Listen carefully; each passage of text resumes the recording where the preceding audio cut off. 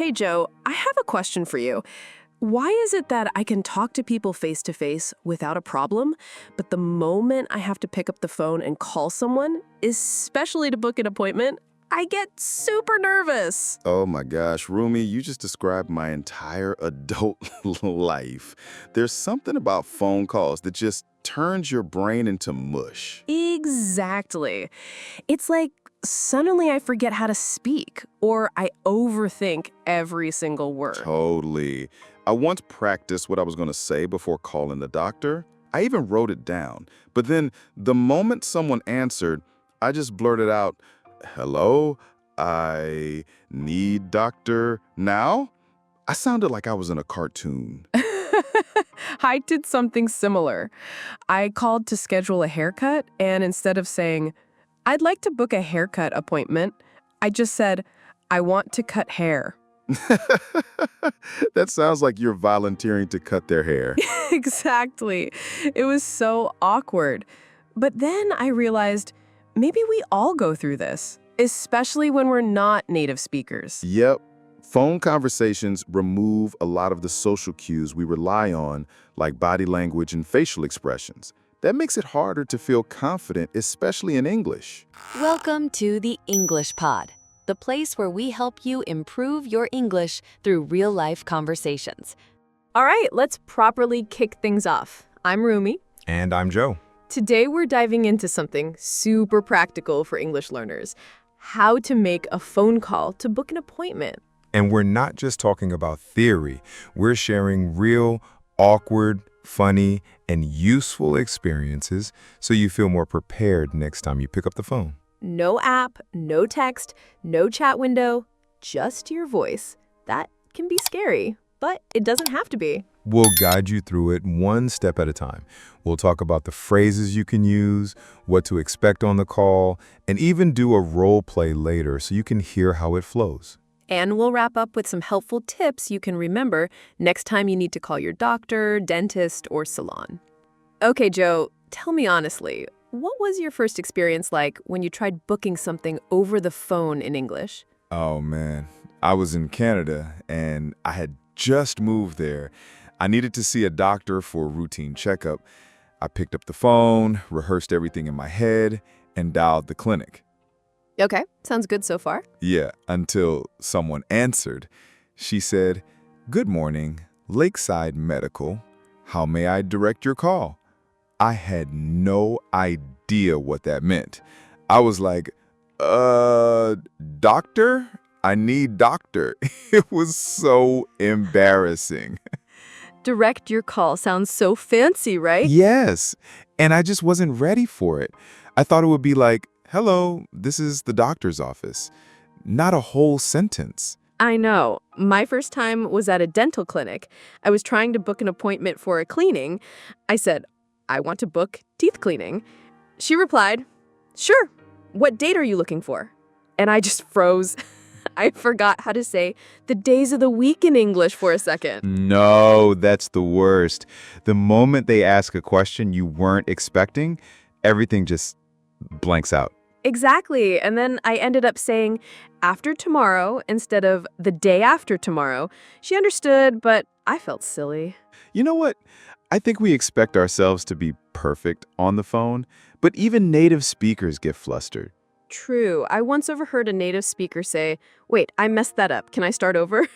And that gave me confidence. Like, it's okay to make mistakes. So, Rumi, when you make a phone call, what do you think is the hardest part? Probably the beginning.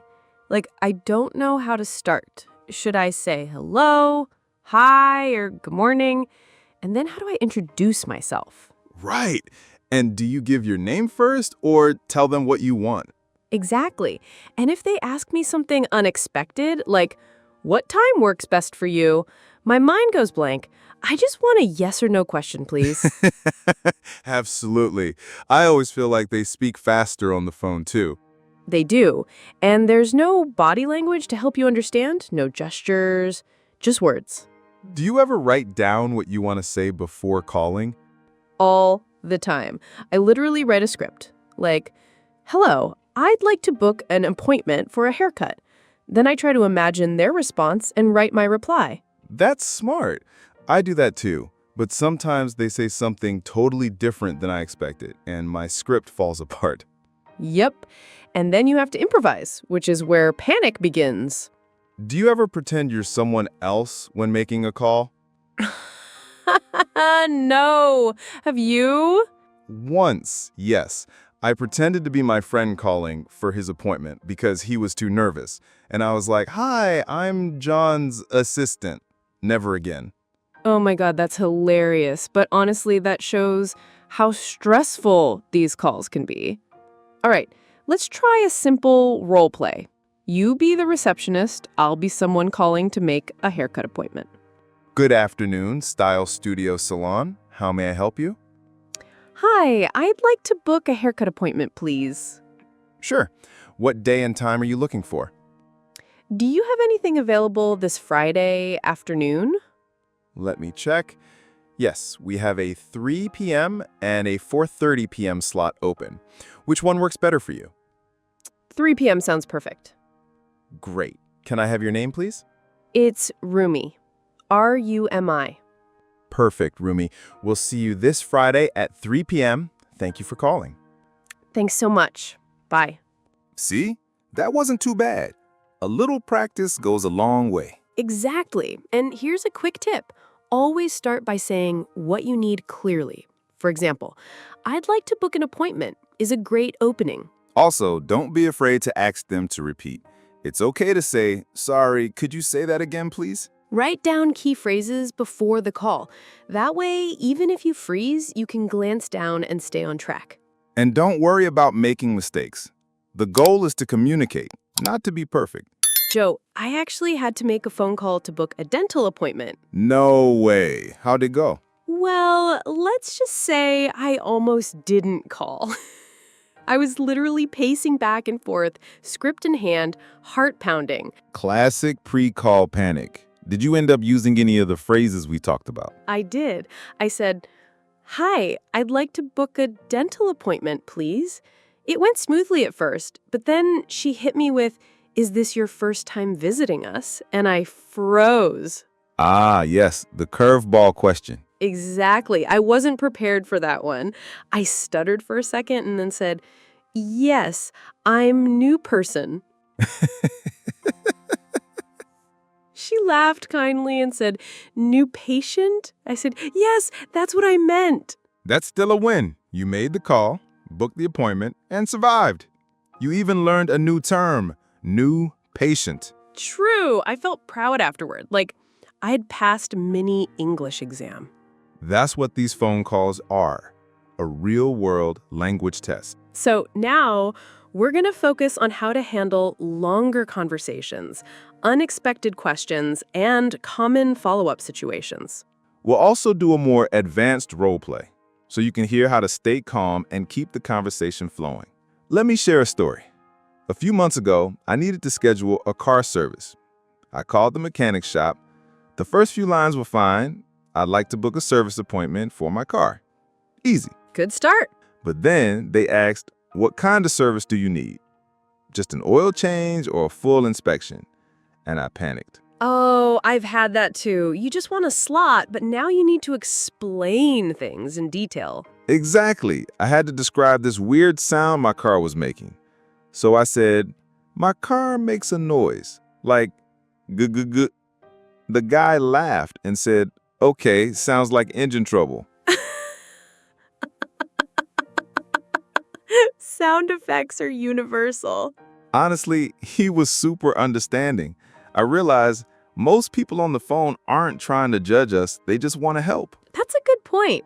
One time, I called to schedule a doctor's appointment, and they asked, "What's the reason for your visit?"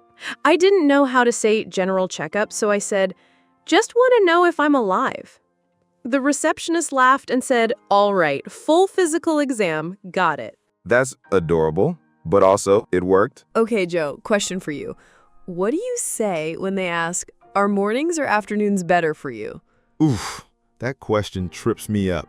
I usually say, anytime after 10 a.m. is fine, or afternoons are better for me. Good one. I always get confused between noon, midday, and afternoon. Yeah, time-related terms can be tricky. Noon is exactly 12 p.m. Midday is similar but more casual. Afternoon starts after that. Okay, here's another tricky one. What if they ask, can you come in this Thursday or would next week work better? That's a tough one because it's a choice question. You have to quickly compare your schedule. Right. I panic and say yes, and then realize they gave me two options. That's same here. A good answer is, next week will be better. Or, this Thursday works for me. Okay, last one.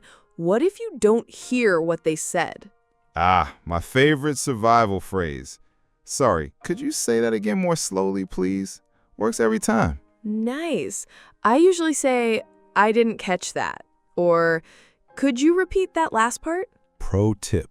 You can also ask, can you spell that for me? Especially useful for names, email addresses, or street names. Let's do a more advanced role play. I'll be the receptionist again, and you're booking a doctor's appointment. All right, challenge accepted. Good morning, Greenfield Medical Clinic. This is Lisa speaking. How can I help you? Hi, Lisa. I'd like to book a doctor's appointment, please. Sure. Is this your first time visiting us? Yes, I'm a new patient. All right. May I have your full name, please? It's Rumi Hassan, Rumihassan. Thank you. And what's the reason for your visit? I just need a general checkup, nothing urgent. Got it. Are mornings or afternoons better for you? Afternoons would be better. Okay. We have a slot available next Wednesday at 2:15 p.m. Does that work? Yes, that's perfect. Great. Please arrive 15 minutes early for paperwork. Bring your ID and insurance card if you have one. Sure, no problem. Thank you. You're welcome, Rumi. See you next Wednesday at 2:15. Thanks again. Bye. That was smooth. Here are some tips for handling unexpected questions during a phone call. Number 1, don't rush your answer. Take a breath.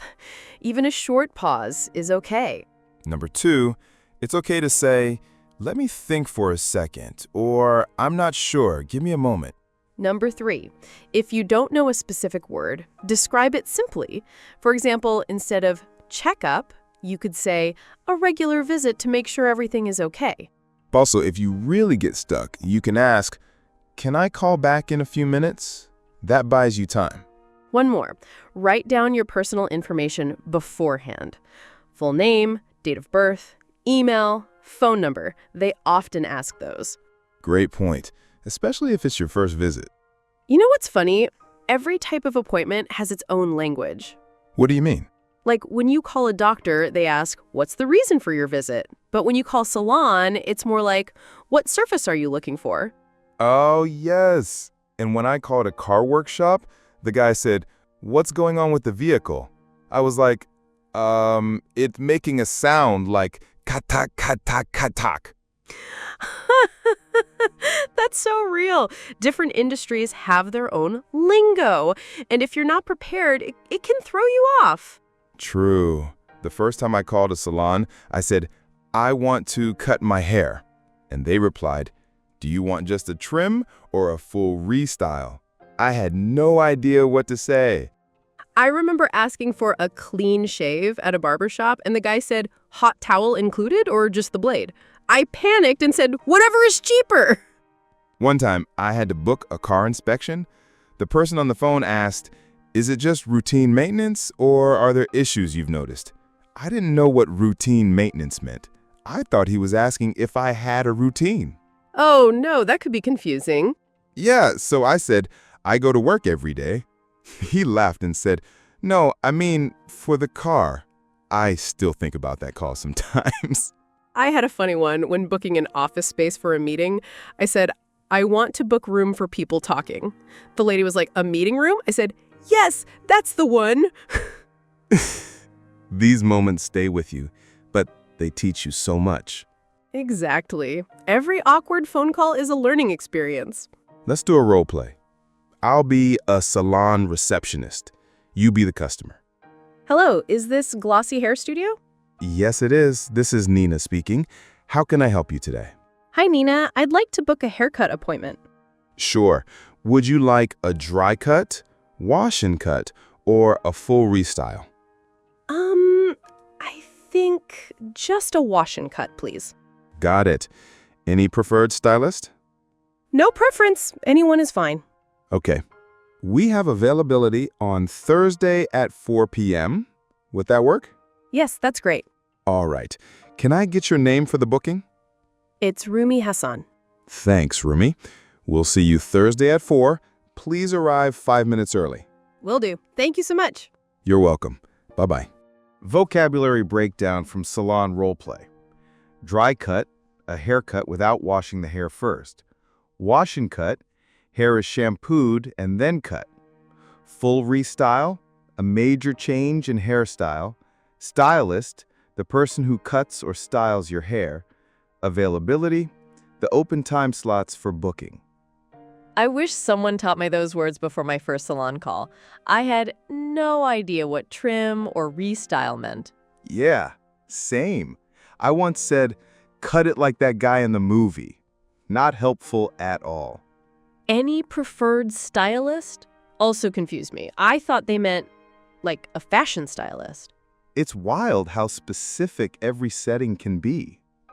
Okay, now let's switch. I'll be the receptionist at a car service center. You're the customer. Hi, I'd like to schedule a service appointment for my car. Sure. What kind of service are you looking for? An oil change, tire rotation, or a full inspection? I think it needs an oil change and maybe a brake check. It's been making a weird noise. Got it. What's the make and model of your car? It's a 2018 Toyota Corolla. All right. We have openings on Monday morning or Wednesday afternoon. Which one works better? Wednesday afternoon, please. All right, you're booked for Wednesday at 2 p.m. Can I get your name? It's Joe Watson. Perfect. Please arrive 10 minutes early and bring your service history if you have it. Sure. Thank you. Vocabulary breakdown. Oil change. Replacing the engine oil of the car. Tire rotation. Changing tire positions to avoid uneven wear. Brake check. Inspecting the braking system. Make and model. Brand and specific version of the car. Service history. Record of past repairs and maintenance. I didn't know what tire rotation meant until someone explained it. I thought they replaced the tires. And make and model used to confuse me. I just say, my car is white. Been there. Okay, last step. What should we do after we book or cancel an appointment? Good question. First, note down the date and time right away. Don't rely on memory. I also recommend confirming the details back to them before hanging up, like, okay, so I'm booked for Tuesday at 3 p.m., right? Yes, that avoids confusion later. And if you have to go somewhere new, ask for the address or directions if needed. Also ask, do I need to bring anything? Is there a fee for late cancellations?